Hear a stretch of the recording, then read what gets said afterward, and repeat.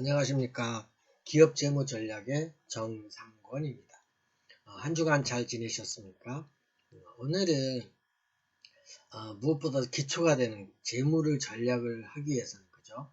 재무 회계에 대해서 알아야 되고, 그와 더불어서 우리가 기업에서 사용한 재무제표는 무엇이 있는지, 그런 재무제표에 대한 구성에 대해서 살펴보고요. 또 재무제표끼리 어떤 상호 연관성이 있는가를 살펴보고자 합니다. 먼저 기업에 있어서 재무 정보는 누가 이용하느냐, 크게 세 가지로 보시면 될 것 같습니다.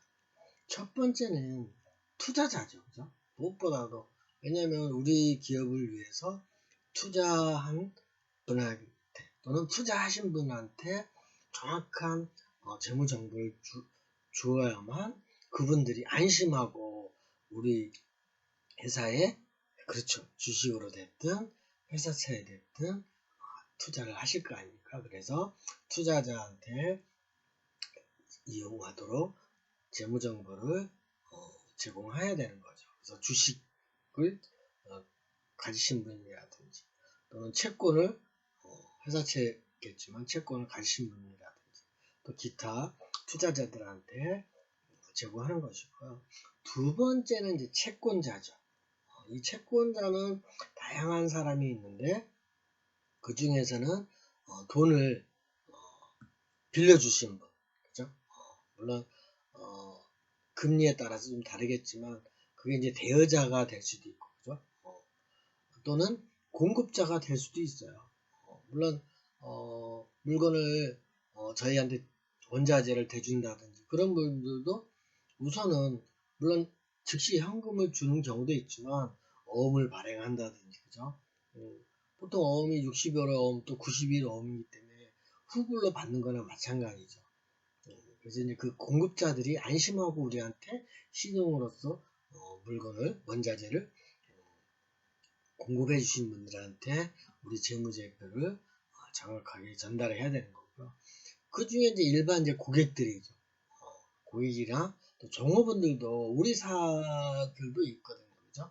또한 종업원들 중에서도 우리 회사의 흐름을 알아야 되니까, 그죠? 그래서 회의 용도로 쓰는 경우도 있죠. 그래서 고객들과 종업원들이라고 보시면 되고, 이제 기타 정보 이용자로서는 물론 이제 내부자로서 이제 대표이사, 그죠? 당연히 경영자 또는 우리 이제 이사님들이랑 관련된 간부 회의를 하기 위해서 재무제표는 당연히 필요한 거고, 그 외에 이제 신용평가 기관이라든지 그걸 우리는 정보 중개인이라고 칭하는데, 또는 재무분석가라든지, 그죠? 이런 분들이 필요하고, 또한 조세, 국세청이겠죠, 그죠? 조세 당국이라든지 또는 감독 규제를 하는 기관이라든지 또는 일반적인 대중들도 필요하죠. 저만 해도 그냥 학교에 교육자료로 쓰기 위해서 자료를 우리가 필요로 할 수 있는 거예요. 그래서 이런 재무정보는 다양한 기업을 운영하는 본인들의 경영자뿐만 아니라 일반 고객들까지도 또 제3자인, 또 그렇지만 지금은 우리 회사에 대한 관심은 없죠. 미래에, 그죠? 주식을 구매하기 위해서 사전으로 공부를 한다든지, 그죠? 그런 사람들까지도 재무제표는 매우 중요한 것이고, 객관적으로 공식기관이 인정하는 룰에 의해서 감독과 또는 규제에 따라서 매우 적절하게 공정하게 기록한 자료라고 보시면 되겠습니다. 그래서 이러한 자료들은 크게 우리가 회계를 넓게는 세 가지로 분류할 수 있습니다.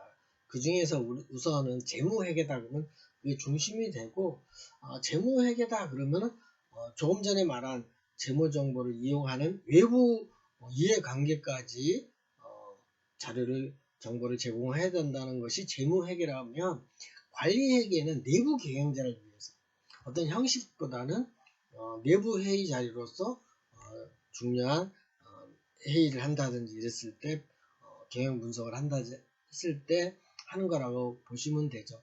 그래서 어떻게 보면 재무회계는 외부인들한테 제공하는 거기 때문에 공식적인 양식에 의해서 제공을 한 것이고, 관리회계는 관리자용으로서, 그죠? 내부의, 기업 내부의 어떤 계획이나라든지 또 통제 수단으로서 쓰는 것이라고 보시면 되고, 정보의 범위는 재무회계는 철저하게 화폐 기준이죠. 만약에 외화에 대한 정보가 있더라도 그거를 국내외 화폐로 환산을 해서 정확한 화폐적 정보를 나타내야 되지만, 관리회계는 화폐적인 정보 외에도 비화폐적인 정보도 해야 되는 거죠. 예를 들자면 자동차에 대한 운영 일지라든지 또는 고정자산에 대한 이동이라든지, 그죠? 또 종사원들의 근무 형태라든지 이런 비화폐적인 정보까지도 도입을 해서 관리를 하는 데 있어서 즉 경영자와 고용자 간의 수월한 네트워크를 위해서 회의를 통해서 필요한 것이 관리 회계라고 보시면 되고, 그런 면에서 이제 이 정보의 내용 유형은 재무회계는 과거부터 물론 회계 기준이겠지만 금년 1월부터 현재까지 어떻게 보면 역사적인 원가를, 그죠? 과거의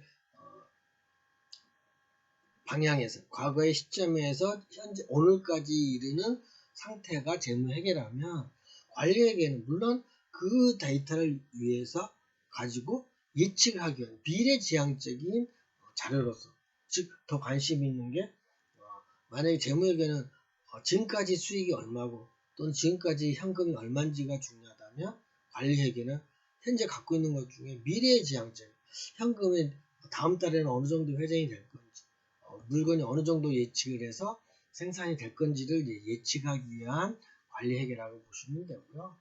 그 다음에 재무회계는 우리가 이제 조금 이따가 재무회계의 5가지에 대해서 배우겠지만, 특히 재무회계는 재무상태표, 손익계산서, 자본, 또 변동표와 그 다음에 현금 흐름에 따르는 표를 가지고 우리는 재무제표를 한다면, 이 외에도 관리회계는 제조원가라든지 또는 뭐 부가가치세에 대한 거라든지 이런 특수 목적에 관련된 보고서와 같이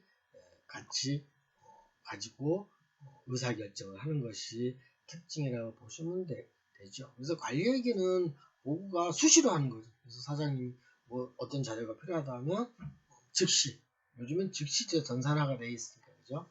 즉시 하거나, 요즘에는 사장님이 다 모니터링해서, 그 다음부터 요즘에는 스마트폰에서도 다 조회가 되게끔, 그죠? 물론 모든 사람에게 되는 건 아니지만 권한 이행을 해서, 그죠?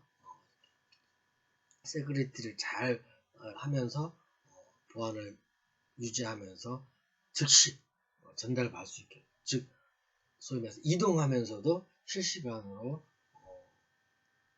코드를 입력하면 볼 수 있는 이런 보고 주기가 수시로 일어난다고 보는 것이고, 재무회계는 기업에서 공시를 하는 거죠. 그죠? 어느 수준에서 만약에 한 달 기준 또는 분기 기준, 반년 기준, 그 다음에 1년 기준, 이런 식으로 분기를 가지고 보고하는 것이라고 보면 되겠죠. 그래서 이런 형식들은, 재무회계는 재무회계 기준이라는 것을 준수하는 것이고, 관리회계는 물론 재무제표에 관련된 것은 회계 기준에 의해서 기록되지만, 나머지 거는 보조장부로서, 그죠? 어음 기입증이라든지 뭐 현금 출납부라든지 또 이런 등등에 관련된 그 목적에 따라서 적합한 것을 수시로 보고받는 것이 관리회계라고 보시면 되겠습니다. 그래서 어떻게 보면 관리회계 밑받침이 기본이 되면서 그 후에 외부에 일부 공개할 건 공개를 하고 안 할 건 안 하면서 외부 이해 관계자들한테도 자료를 공급하는 것이라면 보면 되는 거고요. 여기에다가 이제 더 추가되는 회계냐면 세무회계. 그래서 재무회계와 세무회계를 비교하면, 그래서 재무회계는 외부 관계자라면은 세무회계는 외부 관계자도 뿐만 아니라 내부도 그렇고 그 외에 세무서, 특히 세무서죠. 이 세무서는 모든 걸 현재 시가로, 즉 다시 말해서 12월 말 기준으로, 물론 이제 회계 기준 연도가 6월 말인 회사도 있지만 그 회기 말 기준으로 해서의 현재 시가를 객관적으로 표시를 해야 되는 거죠. 그래서 그 외에도 이런 재무제표와 관련된 거와 더불어서 이제 기업이기 때문에 법인세라든지 또는 개인 같으면 소득세라든지, 그래서 법인세와 소득세에 관련된 주민세, 즉 지방세 같은 이런 부가가치세라든지 이런 부속 명세서도 같이 제공해야만 되는 거죠. 즉 다시 말해서 세무회계는 재무회계를 원칙으로 하지만 세법에 따라서, 즉 세법이란 말은 뭐냐면 매출에 관련된 것을 현재 시제로서 평가를 하는 거죠. 그래서 비용으로 너무 내년에 비용이 될 거를 올해 비용으로 잡아놓으면 그렇죠. 이익이 줄어드니까 세금을 덜 내게 되겠죠. 그런 것들을 세법 기준에 의해서 처리를 하는 거죠. 또는 금년에 많이 이익이 났는데 그거를 내년으로 또 돌리는 경우도 있죠. 그죠? 그러면은 금년에 세금을 덜 내기 위해서 그런 것들이 이제 세법에 대한, 즉 법인세나 소득세에 관련된 것들을 현재 시점으로 조정하는 것이 세무 회계 기준이다. 이렇게 여러분들이 이해하시고, 그래서 기준이 되는 거는 재무회계를 기준으로 하면서 내부적으로는 관리회계를 더 보완하는 것이고, 외형적으로는 세법에 관련된 세무, 텍스를 내기 위한, 그죠? 회계라고 분류를 하시면 될 것 같습니다. 그래서 무조건 기업은 재무회계를 기준으로 작성한다. 이렇게 생각하시면 심리적으로, 마음적으로 편하죠. 그렇죠? 그래서 실질적인 재무회계는 여러분들이 알으셔야 되는 거죠. 그래서 어쨌든 모든 기업은 법인이든 또 개인 기업은 이런 재무제표는 여러분들이 꼭 알으셔야 됩니다. 그래서 이 재무제표가 외부 정보 이용자한테 이 재무 정보를, 그죠? 재무 자료를 전달하는 것이 재무제표라고 보시면 되죠. 그래서 가끔 이거 이제 가로놓기로 시험에 나올 수도 있는 거죠. 재무제표가 속하는 것을 아닌 것은 어떤 것입니까? 이렇게 가로놓기로 나오니까 상식적으로 알아두시면 좋겠습니다. 크게 5가지입니다. 그래서 재무상태표, 그 다음에 포괄 손익계산서, 그 다음에 자본 변동표, 그 다음에 현금 흐름표, 이렇게 4개의 표가 있는 거고, 그러니까 스테이트먼트가 있는 거고, 그 다음에 마지막으로 표는 아니지만 주석으로서, 그러니까 주석은 보조 설명이라고 보시면 되죠. 노트라고 되어 있죠, 그죠? 그래서 참고로 하는 주석이라고 보시면 되죠. 그래서 이 재무제표의 특징을 하나씩 살펴보면, 재무상태표는 재무상태를 표시하는 거예요. 즉 자산, 그 다음에 부채, 자본에 우리가 왼편에 있는 건 자산이고, 그죠? 보고식으로 봤을 때. 그 다음에 오른편에 있는 거는 부채와 자본이죠. 그래서 자산은 부채와 자본의 합계가 같아야 되는 거죠. 그죠? 그게 재무상태표예요. 과거에 저희 나라에서는 외국인 학생들은 모르셔도 되지만 과거에는 우리는 재무상태표를 대차대조표라고 그랬어요. 대차, 차대로 나눈다 그래서 대차 대조표라고 했는데 지금은 재무상태표다라고 여러분들이 이해를 하시면 되죠. 요거에 대해서는 또 다음 시간에 더 자세히 이제 말씀을 드릴게요. 다음에 두 번째는 손익계산서죠. 손익계산서인데 다른 말로는 또 포괄이라는 것은 좀 추가가 된다는 소리예요. 뭘 포함한다는 뜻이죠. 포괄. 그러니까 그거는 좀 어떤 뜻이냐면은 이제 다른 어떤 자본에 의해서 또 추가되는 항목들이 있습니다. 큰 대기업에 한해서.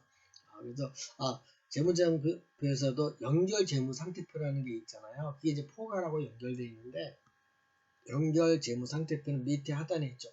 2개 이상의 기업에 대해서 재무상태표를 합해서 나타난 것이 연결재무상태표라고 생각하시면 됩니다. 그래서 회사가 하나인 회사는 뭐 연결 재무제표가 필요 없지만, 그죠? 두 개 회사, 즉 그룹 회사는 이런 연결 재무 상태표를 보고를 해야 된다는 것을 참고하시고요.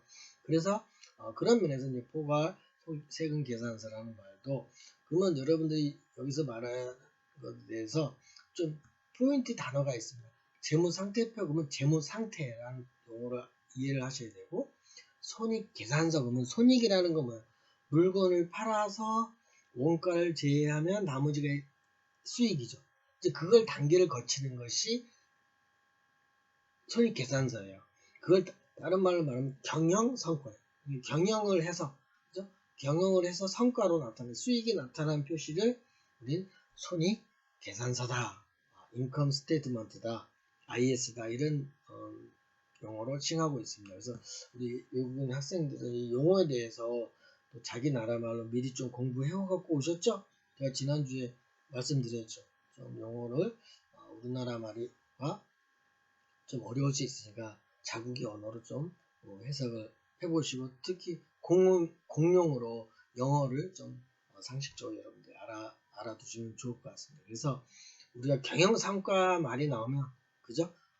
손익계산서, 손익계산, 인컴 스테이트먼트, 그다음 재무상태표, 그런 뭐예요? 페이낸셜 포지션, 그죠? 재무상태표 그러면 재무상태표, 말이 똑같으니까 다행이에요, 그죠? 옛날 대자대조표라고 할 때는 헷갈릴 수도 있었죠.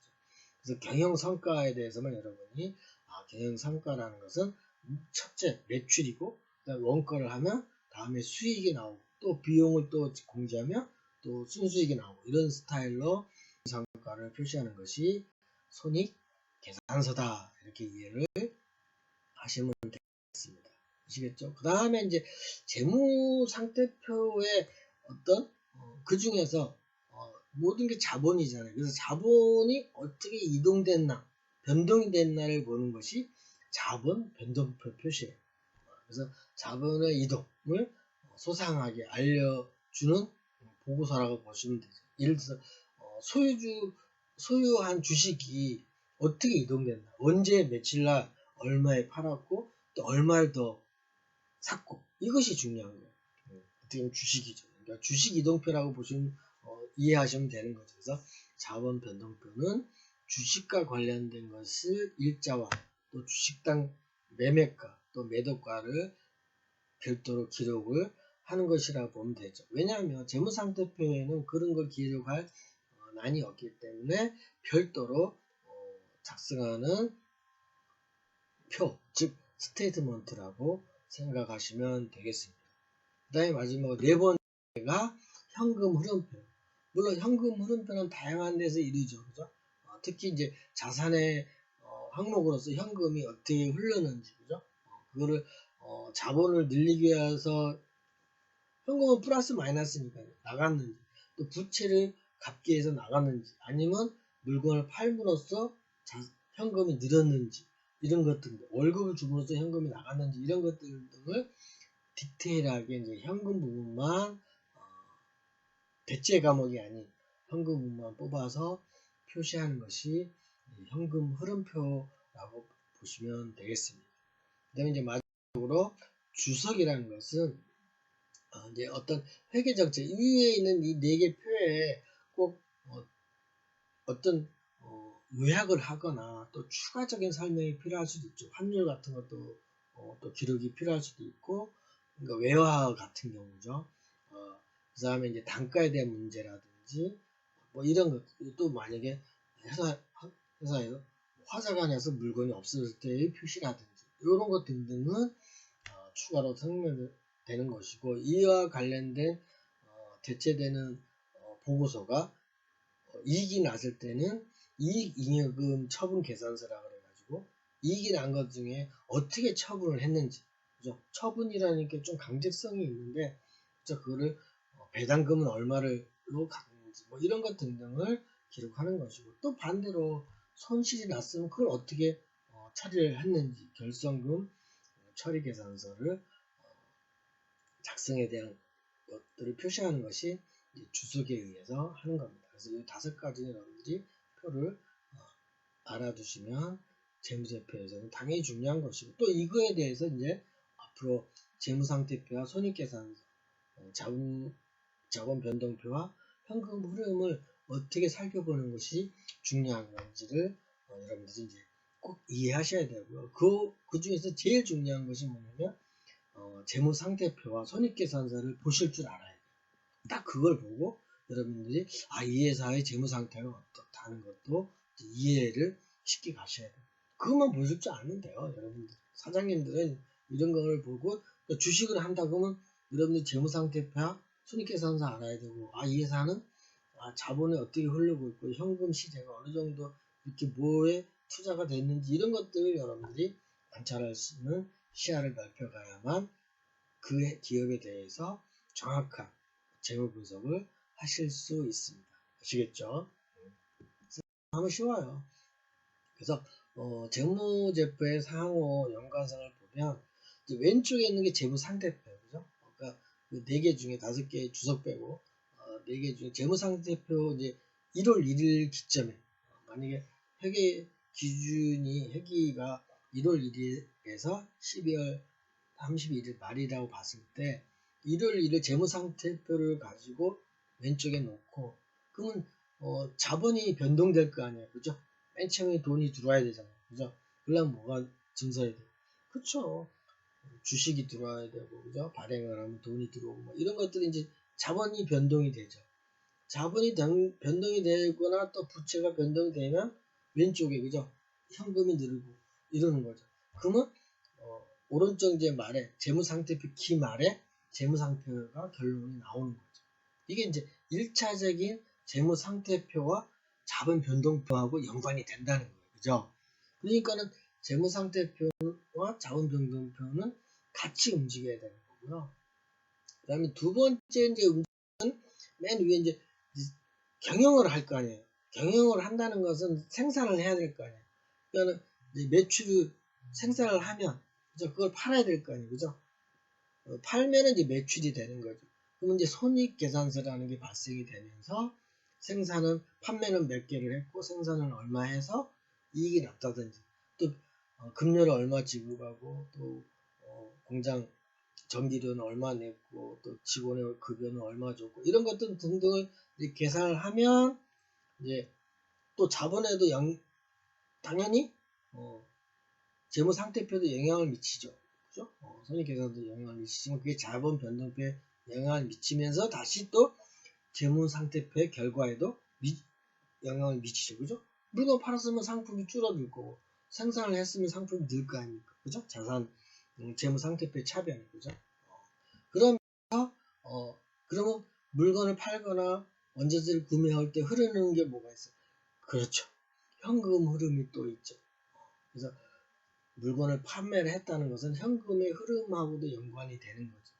그래서 그것 또한 재무상태표와 연결이 돼서 결국적으로는 손익계산서는 현금 흐름표와 밀접한 관계가 있고 재무상태표는 자본변동표와 밀접한 관계가 있음으로써 이 4개의 재무제표가 서로 상호 보완적으로 처리가 된다는 것을 이해하시면 좋겠죠, 그죠? 그러니까 제일 기준이 되는 건 재무상태표에 대한 기초와 기말이지만 이거의 흐름은 뭐에 의해서? 그렇죠. 손익계산, 물건을 팔고 구매하고, 그죠? 또 거기에서 비용이 나가고 이런 것 등등에 의해서 중간 과정을 거치면 이제 최종적으로 재무상태표와 손익계산서가 결정난다고 보시면 되겠습니다. 아시겠죠? 그리고 쉽죠. 그래서 우리가 재무제표의 본질을 보면 이거는 뭐 여러분들이 정태론이다 동태론이다 모르셔도 돼요. 그건 모르셔도 되고 재무제표의 본질은 크게 두 가지예요. 그래서 재무상태표가 기준이에요. 그건 현재를 나타내요. 가운데 보세요. 빨간 거. 그래서 재무상태표는 현재 기준으로 하는 거예요. 현재 기준으로. 그래서 이 재무상태표가 현재 가치를 측정하는 거라면 이제 움직이는 건 뭐예요? 그죠? 물건을 팔고 또 재고가 얼마 남고 돈이 들어오고 하는 것들은 그래서 동태라는 움직인다는 동태, 이동할 동자예요. 그죠? 정은 정태론의 정은 움직이지 않고 고정되어 있다는 뜻이에요. 그래서 재무상태표는 현재의 가치고 손익계산은 흐름이에요. 흐름. 그래서 손익계산서와 자본변동표와 현금 흐름은 모든 것이 움직이는 거예요. 그죠? 그래서 움직이니까 그래서 손익계산서는 그 기간 동안의 합계예요. 토탈 매출액이 얼마고 1년 토탈이. 근데 재무상태표는 현재 잔액이 잔액. 물론 토탈도 구할 수는 있어요. 근데 합계 잔액 시산표라고 그러는데 잔액 위주로 가는 것이 재무상태표고 손익계산서나 자본변동표나 현금 흐름은 토탈이에요. 토탈을 가지고 미래에 대한 수입을 보는 거죠. 그래서 측정 가치나 원가 가치는 좀 다르지만 그러나 현재의 가치를 보는 것이 재무상태표고 미래의 수익력을 보는 것이 손익계산서, 그다음에 자본변동, 현금 흐름이라고 여러분들이 이해를 하시면 되는 거예요. 다른 말로 이야기하면 재무상태표는 중심가지라는 말이 있잖아요. 채권자를 보호하는 것이 있고 손익계산서 이익이 나야 되니까 투자자를 보호하는 사상이 있다라고 생각하면 되는 거죠. 그죠? 그다음 또 재무제표는 그럴 일이 없겠지만 재무제표는 이제 회사를 그만뒀을 때의 시점으로 계산을 하는 것이고 손익계산서는 계속 한다는 가정하에 그죠? 재고도 살려야 되고 다 하면서 1년 동안 특정 기간이라는 게 이제 1년 그죠? 1년을 기준으로 1년, 분기, 월 이렇게 하는데 특정 기간에 대한 가치를 측정하는 것이라고 생각하시면 됩니다. 이게 이제 그냥 재무제표 특징이에요. 그래서 여러분들 지금 마음의 정리니까 여러분들 용어가 어려운 거는 좀 이해를 좀 덜 할지라도 여러분들이 정태론이다, 동태론을 이해를 못하더라도 재무자표는 채권자를 위하여, 손익계산서는 투자자, 채권자라는 뭐 빌린 거죠, 그죠? 빌린 사람을 위해서 하는 거고 손익계산서는 투자자들을 위해서 하는 것이라고 보시면 돼요. 그래서 주식들은 물건을 많이 팔고 뭐 재고가 많고 그거에 관심이 있는 게 아니라 주주들은 뭐예요? 그렇죠. 이익을 많이 내느냐가 중요하기 때문에 손익계산서가 중요한 거예요. 그러나 돈을 빌려준 사람은 이익이 많이 났어도 회사에 돈이 그렇죠 없으면 돈을 못 받잖아요. 그러니까 재무상태가 중요하다고 보는 거예요. 자꾸 돈을 빌려준 사람. 아시겠습니까? 그래서 재무상태표는 채권자를 그래서 보호한다는 것이고 보호가 되겠어요. 사실은 사상이 그렇다는 거죠. 그 다음에 손익계산서는 투자자를 위한 표다라고 이해를 하시면 편할 것 같습니다. 그래서 우리가 이런 재무제표를 이제 하기 위해서 여러분들한테 제가 퀴즈를 하나 낼 거예요. 그래서 여러분들은 제 메일 아시죠? 항상 앞에 제 뜨거운 메일 있죠? HOT 메일에다가 꼭 보내주세요. G메일을 보내시면 아니면 제출 안 한 걸로 됩니다. 그래서 여러분의 꼭 학번, 이름, 그죠? 아직도 학번 모르는 학생이 있죠? 그 암기하세요. 숫자 몇 개 안 되니까, 그죠? 그래서 자기가 몇 년도에 들어왔는지가 네 글자가 학번 앞에 4개, 그죠? 그거 하면 나머지 몇 자리 아시면 돼요. 그 다음에 이름, 왜냐면 이름이 같은 학생이 많아요. 가끔 있어요. 그래서 헷갈리니까. 그 다음에 정답을 간단하게 접시 보내주시면 되겠습니다. 아시겠죠? 그래서 제가 퀴즈를 낼 테니까 메모하실 분은 아주 쉽게 냈어요. 아주 쉽게 내니까 그냥 여러분들이 수업을 받고 잘 동영상 틀어놓고 또 다른 거 안 하고 열심히 들었나를 테스트 하려고 한 것라고 보시면 되고 그래서 자 시험제 나갑니다. 재무제표 중에서 그죠? 재무제표 4개죠. 주석 빼고 4개 중에서 일정 시점을 중심으로 예를 들어서 삼권기업이라는 주식회사 삼권이라는 제 이름이죠. 그죠? 삼권기업의 경영상태 정보를 그죠? 경영상태 정보를 불특정 다수의 이해관계자들한테 전달하는 재무제표 보고서는 무엇입니까? 이 4개 중에 하나, 그죠? 적어서 보내시면 되죠. 중요한 키포인트는 여기서 뭐예요? 그렇죠. 경영 상태, 그죠? 손익계산서는 뭐라 그랬어요? 그죠?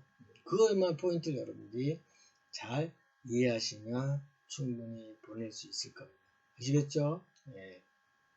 그럼 간단하게 여기까지만 하고, 오늘은 그래서 재무회계와 또 세무회계의 비교를 좀 했고, 관리 얘기하고, 그 다음에 재무제표는 어떤 것이 있고 어떻게 구성되어 있는지, 그 다음에 상호 연관성은 어떻게 되는지에 대해서 간략하게 학습해 봤습니다.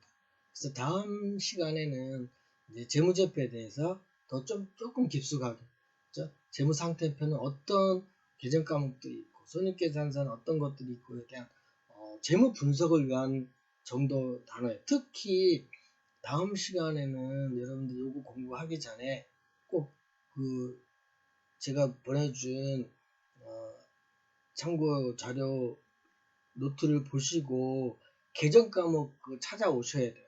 그래야 다음 시간 수업이 수월해요. 여러분들 고정자산, 유동자산 이런 말들을 이제 많이 하게 돼요.